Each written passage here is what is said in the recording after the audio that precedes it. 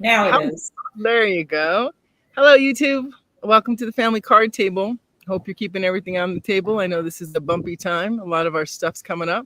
Sometimes things you didn't even know was under the table is coming up. I can identify to that. So we're just here on every other Friday or something like that, but you'll see there'll be a rhythm to it. And we're going to move from the classroom to the bigger classroom, the family classroom, the one we all watch on TV, celebrities, since sometimes, that helps people relate to the energies because a little bit we know their stories because their stories are used to kind of, I guess, keep us talking about things at the coffee shop and talking about things with each other. That's what people do. We love to talk about stuff, right? So I recently brought the how to play your cards right to my work because everyone keeps asking me what I'm talking about. So this one other therapist, she has five girls, and her husband's a king of hearts, and she's an ace of spades. And of course, her oldest daughter is what? A king of clubs, keeping it all tight for her. And her littlest daughter is an ace of diamonds, driving her nuts.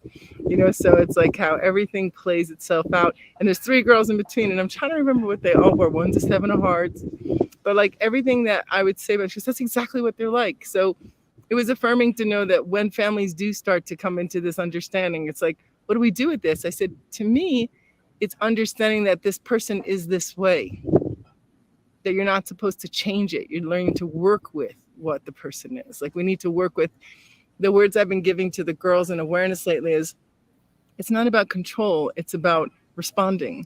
So we have to do all we can to reflect as kindly as we can and then communicate from ourselves. It's not about controlling or changing, it's about responding. So that's a very different way sometimes of looking at things. But we have Gina who's cooking, but she's with us. Bet it smells really good in her house. And we got Rob and Donna here with us. And so, hi guys, how are you? Did well. They waved How and are we? nodded. Hello, hello. Smells So, amazing. Thank you very much. I bet it smells really good. I'm like, I wish I was getting ready for that dinner. So us Italian girls love our food. I don't know what to tell you. So very good. Well, yeah. So I mean, do we want to go right into the celebrities and families and how we're feeling about that? Is there any shares that any of you guys have about this week that we've been going through and the eclipse and anything you noticed and the shift of the energies? Yeah, I mean, I could chat about the eclipse real quick. Yeah. That was October 2nd, 2024. And, any new moon is sort of a new beginning, a new cycle that in about 6 months' time, you'll sort of see the fruitions of this new cycle that began October 2nd. And with any new moon, it's not fully visible. It's a new beginning, but it's not yet. You're not able to see it yet, but it's a time to put in intentions and for this new 6 month cycle that we're entering. And this was in Libra, as you many probably know, and that's about finding peace and balance and beauty and serenity in your partnerships and relationships. And because the south node of the moon is also in Libra, um, there are some opportunities to for some old relationship patterns to be emerging. Um, and in Libra, that can certainly, it's a time to be mindful of that sort of people pleasing energy or not wanting to rock the boat. These are some of the old, I guess less um, the lower octave Libra types of energies, like Librosis, if you were to um, say that. But the higher energies of this new beginning is all about fairness, equality, these sort of Libran qualities, but also communication, because this new moon solar eclipse is conjunct Mercury. Um, it's also squaring Mars to some degree. So there is something about honoring boundaries, healthy boundaries, honoring the differences in people. In Libra, it's about embracing paradox, embracing differences. I think I've probably said it before here on the show, but it's like if you're a tulip and they're a daisy, what a wonderful thing, because it's not everyone's a daisy, and the variety and the differences in life is why it's so beautiful. And so with this new 6 month cycle, there's something about embracing paradox, embracing differences, and navigating healthy boundaries, and protecting feelings and honoring your feelings with that Mars and Cancer squaring the Sun, Moon, New Moon. Yeah, anyone want to I want to say something to chime that, in? Rob. Yeah. Yeah. Mhm. Yes, yes, yes, yes. And like yes, but no. One of the pop-ups in my reactions, is I've been in a compromised state, and I haven't necessarily been able to command my independence the way I might like to. And so even though I learned, like so many in my generation, and you all know I'm born in 64, that I accommodated to keep peace, right? Like we were almost taught to be helpful and keep peace, right? Like I even know my little granddaughters are all about being helpful, but not necessarily my grandson. It's an interesting thing. And I'm not sure how it is different for all boys and girls, or if it is just the card that they are. So I'm noticing that. And so what I was talking about to my son in one of my bursts of energy that came out in one of my narratives was, I cannot freaking believe I'm a therapist. Like, I cannot believe that's what I ended up doing. Like, if any of you met Madeline in her 20s, by no means would she ever think that sitting and indulging people in their stories and narratives and trying to help them understand the other perspective would ever be something that I would give time to. So the fact that it's my life and it's what I do, I was like, what happened? Like, this must have happened for me. I'm not saying it's a bad thing, but when you talk about the paradox of like being a certain way, having your own clarity, and then feeling like, well, I'm not supposed to do that. I'm supposed to help everyone else not be insecure because, I have to help everyone be strong. I have to grow the forest. And meanwhile, I'm doing something that I'm like, this is really annoying sometimes. Like, it's really hard to be in loops with people and try to convince them that it's not true. Like, once somebody thinks something's true, it's like you're talking to their wall, right? And I don't mean it in any offense to any of us. I got a wall. Like, thank God I got people who laugh and make fun of me for it. And I'm like, oh, that is what I'm doing. So that's part of what family being real is about. Is like, what are you doing that you always do, and are you getting that same result? So it was just comical. I was like, do you believe I'm a therapist? Like, can you, if you only knew, like, so that's the paradox of that deep relationships of how we help the world or find the balance, and then how we use ourselves, right? So it's interesting. It really struck me when you said that. I was like, boy, that was something that I'm like, well, which one am I? Kind of like I'm on that. I don't know if you ever saw that show when we were kids, Don. It was like, who am I, or guess who, or something. And like, there was 3 different people and you're trying to see like which one was really that guy. And I'm like, I feel like sometimes I'm like, so which one's really me? Is it like the mom me? Is it the prayer lady me? Is it like the card? Like, where's me? So it's interesting how our characters can be so adaptable and lose some clarity. So that's what comes up for me. Anyone else reflections? Very true. Very true. Well, for me that day, I spent 4 hours on a marathon phone call with a friend of mine. It's probably the longest time I've ever been on the phone. Wow, that sounds like high school love. I exactly. And I mean, we were unpacking a lot of these same themes, Mm-hmm. Mm-hmm. And this friend happens to be a Libra, Mm-hmm. happens to be a Queen of Heart, and really struggling with that people pleasing aspect, and she's exhausted. She's just really tired. Kind of came to like a crescendo with the eclipse, and really just feeling the need to completely hibernate for a while to get her balance back. So, I mean, this just speaks to exactly what Mhm. I was purview to on that day. And on And that, that's so beautiful that you, sorry, Gina, that you and your Queen of Hearts friend could be mirrors for each other at times like that. Like that's the beautiful alchemy too, right? Because a queen can speak to a queen in a certain way and it brings up certain things. And if you have history, it grows even deeper. So those polishing deep dives with those friends of life, like they're good medicine. But please go, Gina. the eclipse was on a 7 of diamonds day, and that's her card. Say it again, you were eating. The eclipse was on the 7 of diamonds day, and that is the Queen of Hearts transformation card. So, her really, have opportunity to transform and stop people pleasing, really see herself as the source and, Mm-hmm. take care of her needs first is key. Mm-hmm. Exactly. Yeah. Yeah. And those sixes are smart like that. And we're going into a 6th year, you know what I mean? And that's one of those things you'll see the sixes do. They'll be, more careful about what they'll give and not give. Like they hold themselves a little more reverent because it's all about them in a way. And I think that's kind of our call as we go into the 6th year. We're in this, it's like, okay, the 6th sun, like it's a balance time.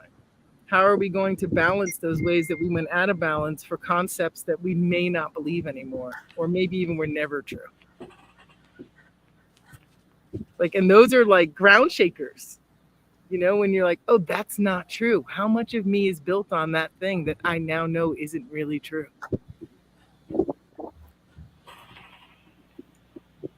I want to sing, I feel the earth move under me. Because there's that energy of like, holy moly. Like, boy, I built a lot of stuff doing that. Jeez, that's all stuff I got to let fall down or go somewhere. I don't know, like, what it's for. I mean, you can always thank it for what you learned, but after that, it may be recyclable. So I mean, and I really think there's a certain amount of courage. Like, of course, like everyone else, I think certain actors and actresses are cuter than others. There's certain ones that I make believe I'm gonna have dinner with someday and stuff because they're kind of cute looking or funny.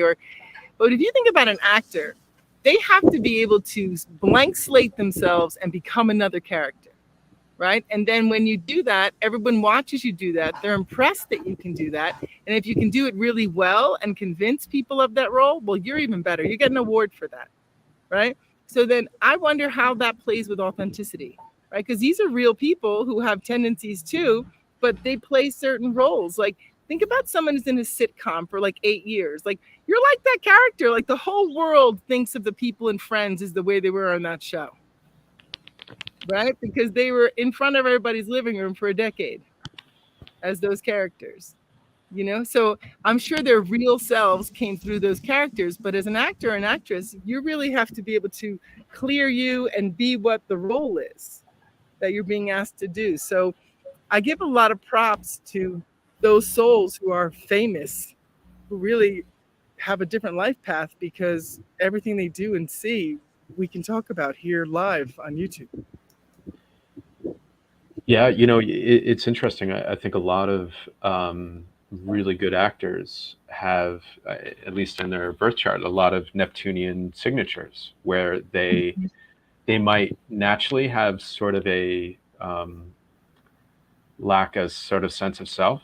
It's a bit more malleable. It's a bit more mysterious in terms of who am I really, and oftentimes you see a Neptune signature with people that are really good actors because they can shift in kind of that consciousness. And I think a lot of times when people are acting, they're sort of channeling or leaning into that, whatever the role is, and the archetype, right? They're leaning into the archetype. They're pretty much adopting the right. archetype of the role. Because if you watch movies and the interactions on sitcoms and such, there's archetypes working with each other. And like, you always have that curmudgeon-y person and that puppy little girl, like even in the Trolls movie, like all these little images are always contrasting. Yeah. And like, or negotiating. We won't say contrasting because we're in the Aquarian age now, but they're negotiating shared space. Yeah, I wonder, and I don't know any actors, but you hear about Hollywood and sometimes a lack of authenticity and things like that. And the reality is, when you are a a very, very good actor, there's going to be some fluidity with regards to who you are, you know, and that's not necessarily a bad thing. It's just, I think it's really pervasive, perhaps, in a lot of these roles, these Hollywood roles. Well, you know, I'm all about that frequency, vibration stuff, Schumann resonance and stuff. The highest frequency of something is their authenticity.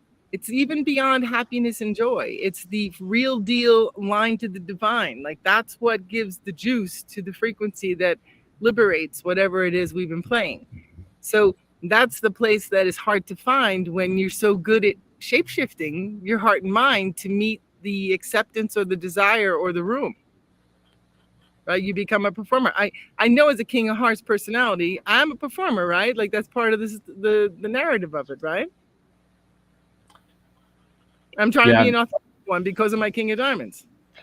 No doubt. And, you know, and while we're talking about it, it's as if there's a spectrum. You know, on one side is a person that this is who I am, and this is the story, and this is what I am, and there's no, it's sort of stuck in a story, you know. And then on the other extreme, perhaps some really, we'll say, a Hollywood actor who's can take on any mask and it has no sense of self, no attachment to the story or this sort of the other thing. Mm-hmm. And I would say these are equally out of alignment, perhaps. Or another way to say it is just they're each different paths of learning and growing and evolving, you know. So so I totally agree with you regarding authenticity and the importance of that. And it's just that, you know, one being too caught in one story could certainly be another challenge. Oh yeah, that's another way that you can think this is the way I am. Oh, I hear that one all the time. Right. I hear that a lot. And so I believe it has also something to do with the way we want to be seen by others and how we are calculating what people see and don't see. I think that plays into whether or not we're authentic. And I also believe that the acting as if or going in, there's something about the present moment that is of that training, right? Because to be fully in the present moment, like, you know, the samsara, the middle, you know, the shushmana, I mean, or the center line, you will, of course, when you're being that fully authentic self, merely in the present moment, be responding and then reflecting and then communicating from where you are. Like, it's that simple, but when we're judging where we are compared to somewhere else, then we're talking different. When we're judging where we think we should be, we're not somewhere else, we're talking different. But if we're present with whatever's happening, responding, reflecting, and communicating, it might be a different wiring.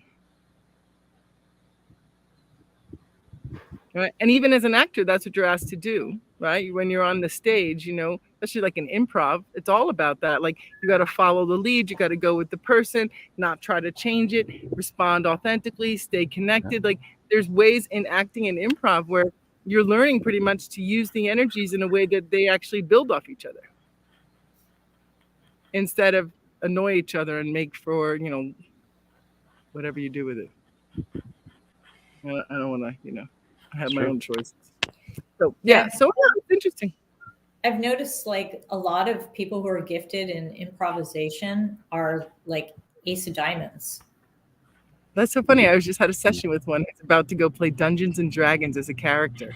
And it's going to be like this improv thing. And like, it was so great. She had her whole character built to be like herself, to see if her dreams could come true. Like, it was amazing. I told her, I said, it was one of the most inspiring sessions. Like, you know, 18-year-old girl off at her first year of college, joining D&D. She's in the play. She's in the choir. Like, it's like, let that spread.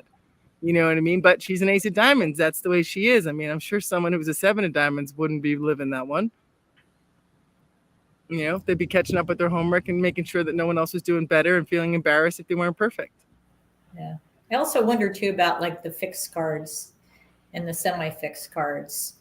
So like an 8 of club, like, are there fewer actors and actresses that are 8 of clubs because they're so fixed and they have difficulty getting outside their authentic self and taking on a false kind of persona? They have the Okay. Jack of Spades that pushes them, so I think they can actually be very well into that shape shifting when they can get out of their head. Okay. Yeah, It's, I can see that.